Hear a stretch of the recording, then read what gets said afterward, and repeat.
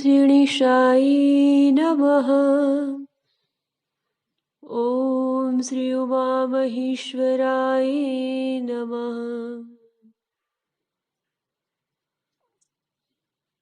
ॐ शान्ताकारं भुजगशयनं पद्मनाभं सुरेशं विश्वाधारं गगनसदृशं मेघवर्णं शुभांगं लक्ष्मीकान्तं कमलनयनं योगिर्भिर्ध्यानगम्यं वन्दे विष्णु भवभयहरं सर्वलोकैकनाथं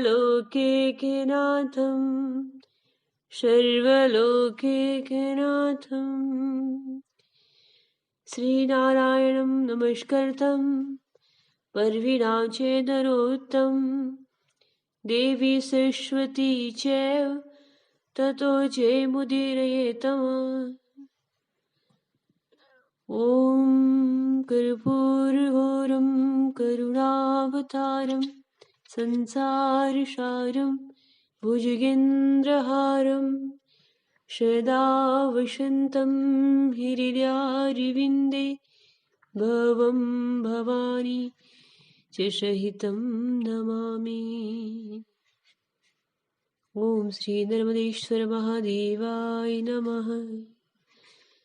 श्री कार्तिक मास महात्म्य 26वां अध्याय। कल के महात्म्य में भगवान के अक्षय नवमी के सुंदर पर्व के विषय में जाना कि अक्षय नवमी सतयुग की आदि तिथि है और इस दिन जप तप दान आदि का बहुत महत्व होता है,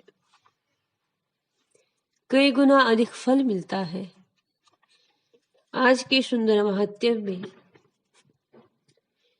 वर्णन किया गया है भीष्म पंचक व्रत आदि की कथा। भगवान श्री कृष्ण ने ही सर्वप्रथम भीष्म जी को इस व्रत के करने के बारे में बताया था। पांचों पांडवों के पूर्व जन्म की कथा का सुंदर वर्णन। राजा पृथु ने जिज्ञासावश पूछा कि हे नारद जी, भीष्म पंचक व्रत जो कि भगवान को अत्यंत ही प्रिय है, किस कारण प्रसिद्ध हुआ? तब नारद जी ने कहा, हे राजन, यह व्रत अनादिकाल से है, परंतु बीच में लुप्त हो गया था।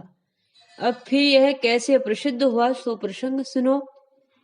श्री कृष्ण जी ने भीष्म जी को यह व्रत बतलाया था और उन्होंने ही सर्वप्रथम इसे किया था। इस कारण इस व्रत को भीष्म पंचक नाम से ही जाना जाता है और यह व्रत भीष्म पंचक नाम से ही प्रसिद्ध हो गया। हे राजा पृथु, महाभारत युद्ध से पहले पांडवों की ओर से जब भगवान श्री कृष्ण कौरवों को समझाने के लिए गए तो सर्वप्रथम वह विदुर जी के पास पहुंचे। विदुर जी ने बड़ा आदर सत्कार किया। तत्पश्चात श्री कृष्ण जी भीष्म जी के पास आए। वहां जाकर के उन्होंने कुशल क्षेम के बाद श्री कृष्ण जी ने अपने आने का संपूर्ण वृत्तांत भीष्म जी को बताया। तब भीष्म जी कहने लगे कि भगवान, तीनों लोगों के स्वामी होते हुए भी आप केवल पांडवों की ओर से दूत बनकर क्यों आए? पांडवों के प्रति आपका इतना प्रेम होने का क्या कारण है? तीनों लोग आपके वश में हैं, तब पांडवों ने ऐसा कौन सा व्रत तप या यज्ञ किया है था अथवा कौन सा ऐसा वशीकरण किया है जिसके कारण आप उनके वश में हो गए हैं? तब भगवान श्री कृष्ण मुस्कुराकर के बोले कि हे गंगा पुत्र, यद्यपि यह वार्ता अत्यंत ही गुप्त है, तथापि इसे तुमसे कहता हूँ। वास्तव में उन्होंने एक ऐसा व्रत किया है जो मुझे अत्यंत ही प्रिय है। अब तुम उसका सुंदर वृत्तांत सुनो। प्राचीन काल में उज्जैन नामक नगर में कवि, सूची, दृढ़, दंत तथा हंस नामक 5 ब्राह्मण रहते थे। वे सभी वेदों के ज्ञाता, युवा, रूपवान, गंधर्व विद्या में अत्यंत ही निपुण थे। वे सभी दिशाओं में भ्रमण करके अपनी गान विद्या द्वारा पर्याप्त धन प्राप्त किया करते थे। एक बार वे मथुरापुरी में सुवीर नामक राजा के दरबार में पहुंचे। संगीत कला में निपुण होने के कारण उन्होंने राजसभा में इसका प्रदर्शन करने की इच्छा प्रकट की। वे 4 दिन उपवास और परम पवित्र यमुना जी में स्नान करती रही। फिर उन्होंने किसी से राजा का संपूर्ण वृत्तांत सुनाया। उन्होंने बताया कि राजा की कादम्बरी नामक एक सुंदर पत्नी है। वह संगीत विद्या में निपुण और मधुर कंठी, नृत्य में अत्यंत प्रवीण, रूप लावण्य तथा यौवन से अद्वितीय है। वह प्रतिदिन राजा के सम्मुख एकांत में नृत्य व गायन करती है। यह सुनकर कि वे पांचों एक स्थान पर जाकर खड़े हो गए जहां से वे कादम्बरी के नृत्य तथा ताल का शब्द सुनाई पड़ता हो। फिर राजा के पास आने जाने वालों के समीप जाकर कहने लगे, बड़े दुख की बात है कि आपके राजा के पास नृत्य कला को जानने वाला कोई भी नहीं है। वीणा में तार बराबर नहीं है, 2 तार ढीले हैं और बाजे पर नृत्य भी शुद्ध नहीं है। यह बात किसी ने राजा से जाकर के कह दी। अब राजा ने जहां पर कादम्बरी का नृत्य हो रहा था उन पांचों को बुलाया और वहां पहुंचकर उन्होंने राजा को आशीर्वाद दिया और बैठ गए। कादम्बरी ने उनको संगीत विद्या में अति निपुण जान करके विशेष नृत्य किया। जब उसने चक्र में ताल दिया तो उन ब्राह्मणों ने उसको रोक दिया और उसने चक्र छोड़ दिया तथा योग्य ताल दिया, मगर चक्र खंडित नहीं किया। कादम्बरी के इस रूप माधुर्य को देखकर ही पांचों उस पर मोहित हो गए। कादम्बरी भी उन पांचों गुणवान संगीताचार्यों को देखकर के अत्यंत प्रभावित हो गई। उसने रात्रि के समय गुप्त रूप से अपनी एक सहेली के हाथ उन पांचों को यह संदेश भेजा कि तुम में से एक प्रतिदिन नगरी के उत्तर की ओर यमुना नदी के तट पर निर्जन एवं अनंत नामक तीर्थ में आना और वहां पर मेरे पास आकर अपनी अपनी विद्या और गुण का प्रदर्शन करो। उस समय मैं भी अपनी वीणा तथा राग का कौशल दिखलाऊंगी। भगवान कहते हैं, हे भीष्म जी, एक ब्रह्मचारी जो मेरा भक्त था, दुष्ट संगति से बचने के लिए गांव से अत्यंत दूर रहता था। उन दिनों वह भी भीष्म पंचक व्रत करके देवालय में मेरा पूजन किया करता था। कार्तिक शुक्ला एकादशी के दिन उन संगीताचार्यों में से कवि नाम का ब्राह्मण भी उस देवालय में आया। कादम्बरी भी वहां पर पहुंच गई और वहां मेरे भक्त ने जिस प्रकार पूजन किया, कवि नामक ब्राह्मण ने भी वैसा ही किया। उसके बाद वीणा लेकर गायन प्रारंभ किया। मेरा भक्त क्योंकि अपने मन पर विजय प्राप्त कर चुका था, इस कारण गायन सुनकर उसे क्रोध नहीं आया।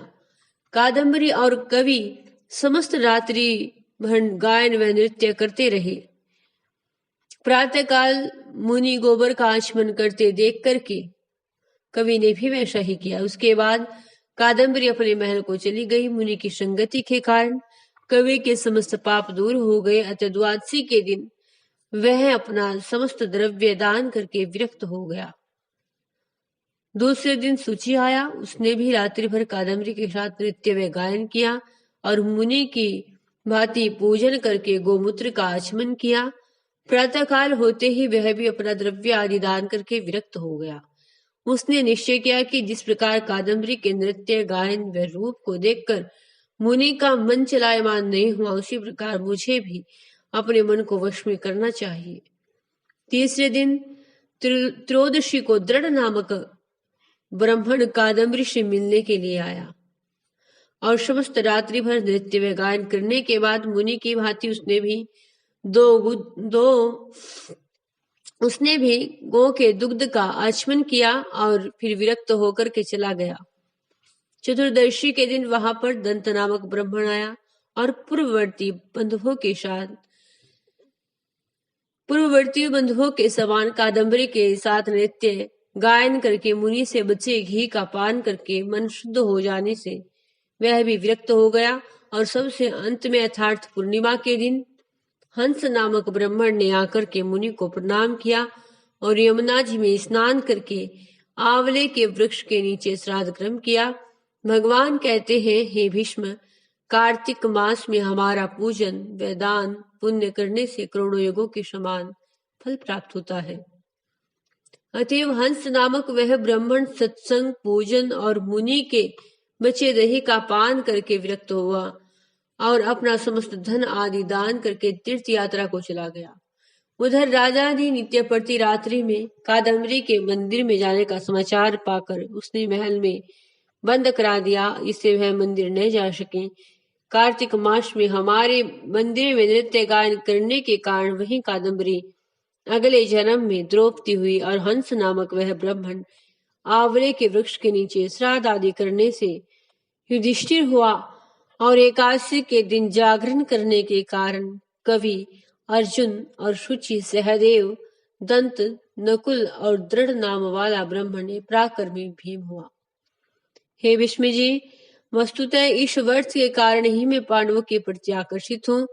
तुम्हारे द्वारा प्रारंभ किए जा रहे के कारण अब यह व्रत भीष्म पंचक नाम से इस लोक में प्रसिद्ध हो जाएगा और इस व्रत की समाप्ति पर ब्राह्मणों को भोजन यथाशक्ति दान दक्षिणा भी प्रदान करनी चाहिए और भगवान श्री लक्ष्मी नारायण का ध्यान करते हुए इस व्रत को करना चाहिए।